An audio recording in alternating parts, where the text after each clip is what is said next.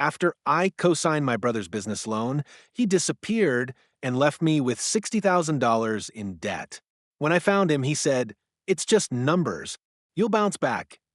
I almost believed him until I found an email chain where he promised to handle everything and what I delivered to his investor. I don't even know how to start this.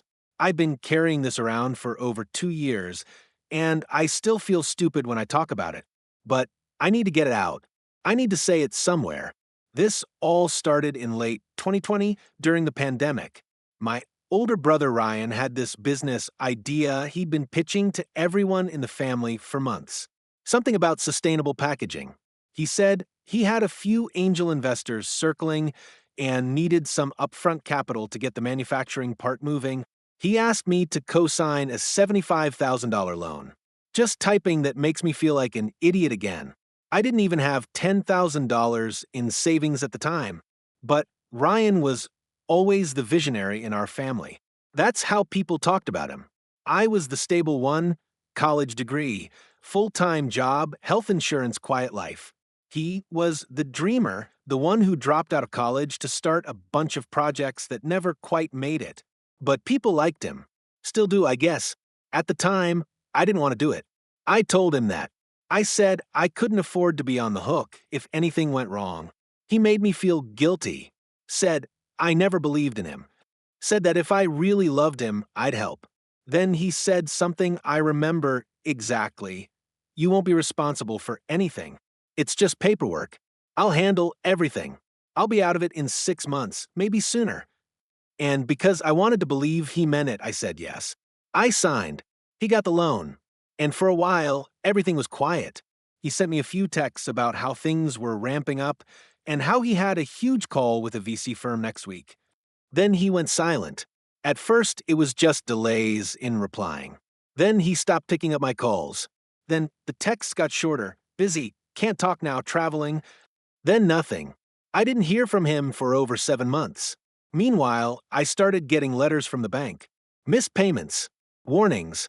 Then the debt collectors started calling me directly. That's when I realized what had happened. Ryan had stopped paying the loan completely. I owed $60,127.84. My name was on it. The balance had grown from late fees and interest. My credit dropped below 600. I couldn't refinance anything. I couldn't even get approved for a basic apartment when I tried to move 6 months later. I had to take on tutoring and freelance work in the evenings just to keep up. I was living off ramen again in my 30s while Ryan was God knows where. My parents didn't even know he had taken a loan. I hadn't told them. That was on me. It took me a full year to find him. I found a LinkedIn update. He had just started working at some startup in Miami. New title, head of strategy. The profile photo looked recent. He was wearing a blazer, sunglasses, standing on a rooftop with palm trees behind him. I flew to Miami. I took time off work. I didn't tell anyone. I just showed up. I found him at a co-working space downtown. I waited outside until he came out. I recognized him immediately, still tan, still wearing clothes that looked expensive but casual. When he saw me, he smiled like we were old college friends, like nothing was wrong. He actually said, "Whoa, what are you doing here?" I told him I wanted to talk about the loan. His face didn't change. He just kind of sighed and said, "Yeah, I meant to call you." Things got hectic. I asked him why he stopped paying, why he disappeared. His answer? "It's just numbers. You'll bounce back. You always do." That's word for word. Then he started talking about resilience, about how I'm stronger than I think, how this was just temporary. He said the new company he was with was on track to raise seed money, and maybe he could loop me in when it happened. I felt like I was losing my mind. He acted like none of it was real, like I should just get over it. And for a second, I almost did. I actually left that conversation thinking, maybe he's right. Maybe I'm just being dramatic. Then I remembered our old shared Dropbox. We used to swap files there when I helped him with resumes and pitch decks. I hadn't touched it since before the loan. When I logged in, I found a folder labeled Investor Docs. Inside was an email chain between Ryan and a guy named Mitch, one of the early investors. In one of the emails, Ryan said, "Don't worry about the cosigner. My brother has great credit and a stable job. If this goes sideways, he'll cover it. He always does. He always does. He planned it. He used me as part of the pitch. He knew from day one that I was the backup plan. And I wasn't even mad yet. I just felt blank. Then I kept reading. There was another message to the same investor where he said, "My brother is basically involved in operations. He's overseeing logistics. I wasn't. I never was. I had no role in the company at all." But it explained something else. Why the investor had emailed me a year earlier thanking me for supporting the launch. I thought it was a generic message back then. Now, I know he believed I was part of the company. I wasn't just a signature. I was part of the illusion. Ryan used me to give his idea credibility. I made him look responsible, like he had a real team. I called a lawyer. I started building a file. I printed out every email, every text, every bank statement. This isn't even the end of the story. But that's where I'll stop for now. Because the next part, when I contacted the investor myself, when I found out what Ryan had really done with the money, and what I ended up sending back to that same investor, that's where things get worse. After I found those emails, I couldn't stop thinking about it. Every part of me wanted to believe it was just a mistake, or that maybe Ryan exaggerated a little to get funding. But it wasn't a misunderstanding. He lied, and he did it calmly, like it was nothing, like I was a tool. The thing about betrayal is that it's not loud. It's quiet. You don't even hear it until it's already happened, and by then it's too late. I kept digging. I wanted to know what else I didn't see. I messaged the investor, Mitch. I didn't even know what I was going to say. I just wrote, "Hi, we haven't spoken directly, but I came across some of your emails with my brother Ryan. I need to clarify a few things. Please let me know if you're open to talking." He responded in under an hour. We got on a call. I'll never forget how he answered the first question. I asked, "What did Ryan tell you about me?" Mitch said, "He told me you were a quiet guy, but solid. You were keeping operations tight, managing shipments, helping with inventory. I just assumed you were the COO or something." I told him the truth, that I didn't even know the company had launched, that I hadn't seen a single report or product or customer name, that I only co-sign alone, nothing else. There was silence on the line for a while. Then Mitch said, "Well, that explains a lot. It turns out Ryan didn't just lie to me. He lied to everyone. According to Mitch, there was never a real product. The whole eco-packaging idea? Just mock-ups. Nothing had been manufactured. The partnerships Ryan bragged about were just old email threads with no signatures. No contracts. Nothing binding. Just vague replies like, 'Sounds interesting, keep me updated.' He spun those into fake commitments. Ryan used my loan money, to pay himself a salary. $7,000 per month, according to the internal spreadsheet Mitch got a hold of later, plus marketing expenses, which turned out to be Uber rides, rented Airbnbs, and dinners at rooftop bars. When I asked Mitch why he didn't step in sooner, he got defensive. Said he was just a seed guy, and that Ryan was convincing. That's the part that pisses me off more than I like to admit, how convincing Ryan is. I told Mitch I was talking to a lawyer. He said, "If you go after him, let me know. I might want in." That's when I realized I wasn't the only person Ryan had burned. That same night, I went back into the Dropbox folder. I noticed something I hadn't before. A scanned copy of a check, $20,000, from a woman named Olivia N. I Googled her. Found her LinkedIn. Another small-time investor. So I messaged her too. Same intro, "I'm Ryan's brother. I think we need to talk." She was furious. Told me Ryan had promised her a seat on the board. Said she never got access to any reports or documents after wiring the money. Said she was told the team was handling operations, meaning me.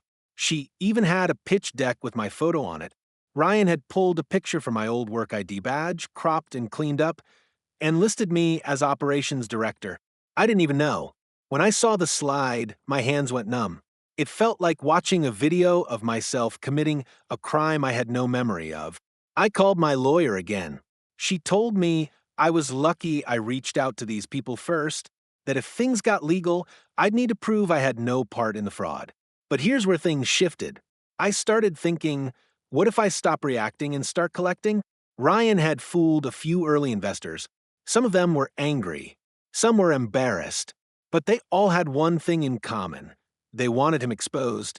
So I began writing it all down, organizing everything: email chains, phone calls, LinkedIn screenshots, bank statements, wire receipts. Every promise Ryan made in writing, every document he faked. I made a timeline, a dossier, and I shared it, first with Mitch, then Olivia, then two more investors who responded to my cold emails, then with a guy named Aaron who used to work with Ryan in a past failed venture who said, "This is exactly what he did to us in 2017. We just didn't have proof." Piece by piece, it came together. Ryan wasn't just sloppy. He wasn't just overconfident. He'd been doing this for years. This was his pattern. Get someone close to vouch for him, use that to get money, disappear when it collapsed. But this time he picked the wrong person. Because I didn't just walk away. I started building something solid. And when the time came, I delivered the full packet to someone Ryan never saw coming. Not a lawyer, not a cop, not even the investors. I gave it to someone else. I'll tell you who in the next part. But after that, everything changed. About a week after I sent the packet out, I got a text from Ryan. First contact in months. "Hey, did you talk to Olivia?" That was it. No hello, no apology. Not even a question mark. I didn't respond. I didn't need to. I knew by then the wheels were turning. Mitch told me Olivia had already confronted Ryan directly. Apparently, she forwarded him the pitch deck with my photo, the timeline I built, and called him a fraud to his face during a video call with another investor on the line. Ryan had logged off mid-sentence. But here's the part one wasn't expecting. 3 days later, my boss called me into his office. He looked uncomfortable, said someone had emailed the company, said they received an anonymous tip that I was involved in a fraudulent startup. They attached a screenshot of the pitch deck slide with my face on it, the one with operations director under my name. My boss asked me to explain. I had to sit there red-faced and shaking and tell him the whole thing. About my brother, the loan, the investor calls, the fake documents. I brought in the timeline I'd built, showed him how I'd been clearing my name, how I was the one who exposed it. He believed me. But HR still opened an internal review. I was pulled off a project I had led for 6 months. I knew immediately it was Ryan. He sent that email. I don't know how, but I know. Probably some burner account. Maybe he panicked. Maybe it was revenge. But either way, it almost worked. That night, I drove to my parents' house. I hadn't told them any of this yet. I wasn't planning to. But after that email, I felt like I had no choice. My mom cried. My dad said nothing. But then, my mom said something that threw me off completely. "I don't think he meant to hurt you." I stared at her. She looked tired. I asked if Ryan had talked to them recently. Turns out he had. He flew home 2 weeks earlier, stayed in the guest room, told them the business failed because of supply chain issues, told them he was depressed, told them I was angry and trying to make things worse. They believed him. He stayed in their house while I was scraping together loan payments and answering calls from collectors. He cried in their living room and made himself the victim. That's when I realized something I hadn't let myself accept. Ryan never thought he was doing anything wrong. In his mind, I was just part of the story, just another resource. I was supposed to carry the weight while he rebuilt. And if I fought back, that made me disloyal. But here's where things started to tilt even more. One of the investors, someone I hadn't contacted, reached out to me. His name was Chris. Said he got my name from Olivia. Said he had put in $15,000 about a year ago and never heard from Ryan again. Then he told me something that made my blood run cold. "Did you know Ryan listed you as the registered agent for the LLC?" I didn't. I had never signed anything for that. Chris sent me the business registration filing from Florida. There it was. My name, my old work email, my current address. He had filed the company with me as the legal agent, probably so it looked like a two-person team, which means if anyone sues the company, I'm the one who gets served. I showed it to my lawyer. She got quiet, then said, "He forged your name. This is serious. We're moving into criminal territory now." So now the plan changed. It wasn't just about collecting proof anymore. It was about protecting myself. But the part that shook me the most? I logged into the state's corporate registry website, looked up the LLC, and saw that just 2 weeks ago, Ryan had filed for reinstatement. The company had been marked inactive for months due to unpaid fees. But he brought it back, recently, meaning he's still using it. There's no product, no real team. But he's still out there, pushing this shell of a company, using my name, my credit, my reputation, and pretending it's alive. I thought I was dealing with a failed startup and a selfish brother. But now I see it clearly. This is fraud. A long con.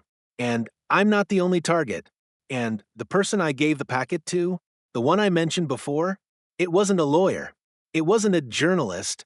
It was Ryan's current employer. And they're about to see everything. After I handed over the full dossier to Ryan's current employer, the Miami startup where he listed himself as head of strategy, I expected silence. But less than 48 hours later, I got a call. Not from Ryan, not from HR, from someone else in the company. Her name was Priya. She introduced herself as the director of partnerships. Her voice was calm, but there was an edge to it, tight, careful, like someone trying to stay composed while ice cracks under their feet.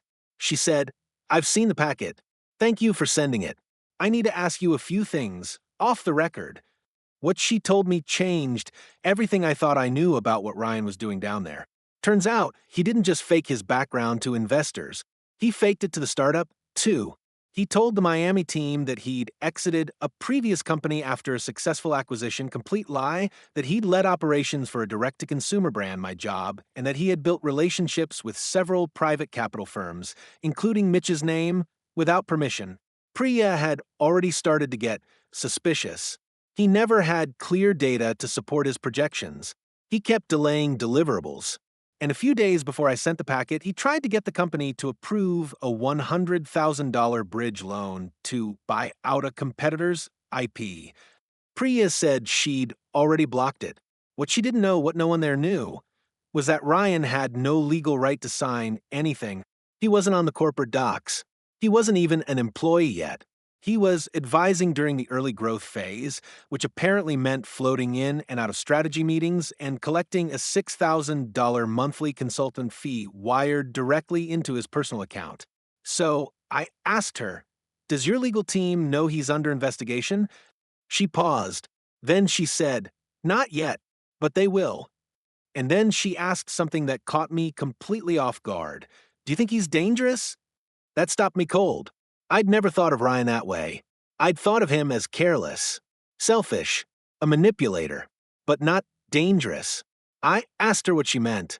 She said Ryan had been staying in an Airbnb under a fake name, something she only found out when the company tried to send him a courier package and the host called back saying, "There's no Ryan here."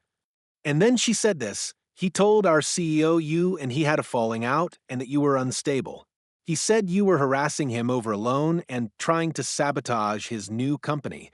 So he'd been laying the groundwork, smearing me, quietly, covering himself in case the truth got too close." It made sense now why I got that fake email to my employer, why my name was all over documents I never saw, why he used my address and my job title without asking. He wasn't just using me, he was setting me up. Because if anyone ever connected the dots, he wanted to be able to say, "It wasn't me. It was him. My brother." Priya ended the call by saying she was forwarding everything to legal and that I might hear from someone officially. I thanked her. I sat with the phone in my lap for a long time after. That night, I got a DM from an anonymous Instagram account. No name, no profile picture, just a message. "Why are you doing this? You're destroying me." No punctuation, no introduction, just that. I didn't respond. But a few minutes later, another message came through. This time from my landlord. They said someone had come by the building during the day, asking for me, said they claimed to be a friend from out of town, but didn't give a name. They asked which unit I lived in. When the building manager said they couldn't share that, the person got irritated and left. They checked the camera. It was Ryan. He had flown to my city. I called my lawyer.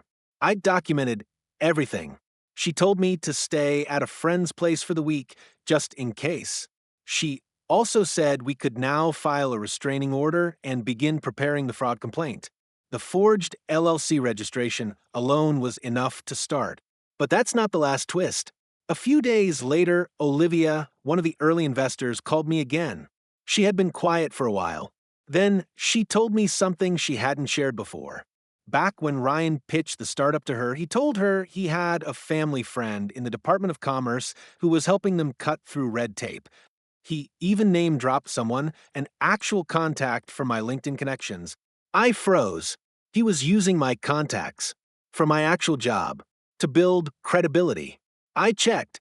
Sure enough, several people I'd connected with years ago had received cold emails from someone using a fake business email, operations@companyname.org, asking about grants, logistics partnerships, or green tech incentives. None of them replied, but their names were in his sent folder. The ones he probably showed investors to say, "Look who we're talking to." This wasn't just fraud anymore. It was identity theft. It was impersonation. It was wire fraud. It was everything. And I wasn't just the backup plan. I was the foundation. He built the whole thing on me. And now I had to figure out how far it went. Because if he was willing to do all this to me, his own brother, who else had he dragged into this without them knowing? There's still more. And I haven't even told you what I found on his old laptop. After everything I uncovered, the fake LLC filings, the pitch decks with my name, the forged operations email, the shady payments, the harassment, I thought I had the full picture. I didn't. The final piece came from something I forgot even existed. An old laptop I loaned Ryan 3 years ago, before all this started. He'd left it at my place during one of his visits, long before the loan. I tossed it in a box during a move and never thought about it again. But one night I remembered. I charged it. It booted. He never wiped it. There were hundreds of emails, downloaded PDFs, voice memos, pitch scripts. He had folders labeled investor leads and deck iterations, and this one hit hard, leveraging family.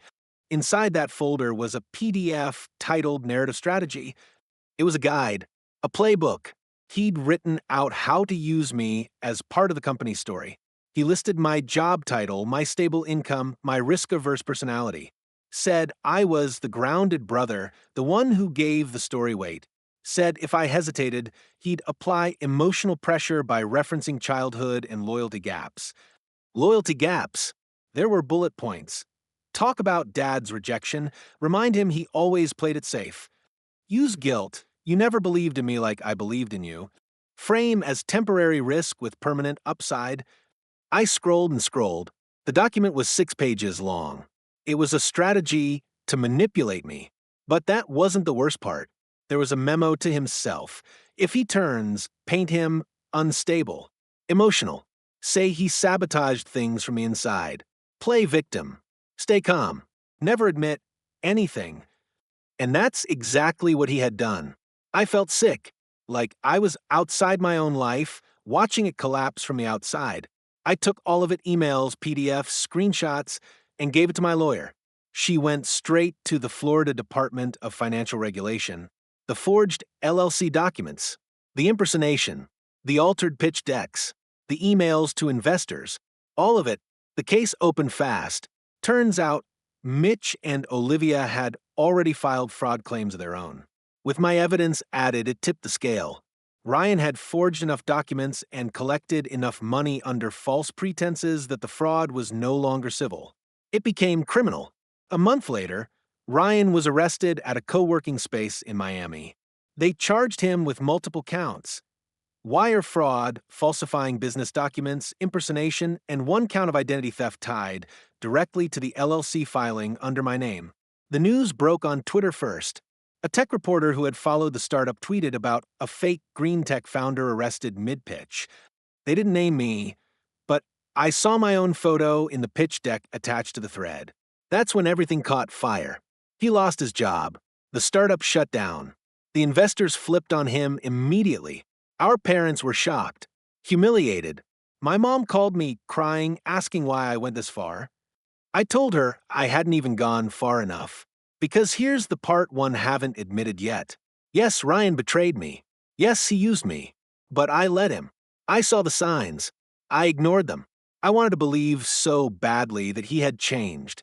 That maybe this time would be different. That if I helped him, he'd finally get it together, and maybe I'd stop feeling like the lesser brother. I kept thinking, if I just gave enough, he'd become the version of himself I always wished he was. I was wrong. I gave him trust. He gave me wreckage. I co-signed that loan. I kept his secrets. I lied to our parents, to my boss, even to myself. So yeah, I made mistakes too. But I fixed them. And I made sure he finally paid for his. The lawsuit from the investors is still ongoing. My name has been cleared legally. My credit is recovering. I've moved. I got a new job, one where no one knows Ryan's name. I don't talk to my parents anymore. They still want me to forgive him. They think he's sick or he's lost. Maybe that's true. I don't care. Because the last time I saw my brother, it wasn't in a courtroom. It was in a hallway outside the hearing room. He looked smaller, pale, not tan anymore, wearing a suit that didn't quite fit. His hands were shaking. He looked at me like he wanted to speak. I looked back at him and said, "This is your legacy. You built it. I just gave a name." And I walked past him. I didn't look back, and I never will.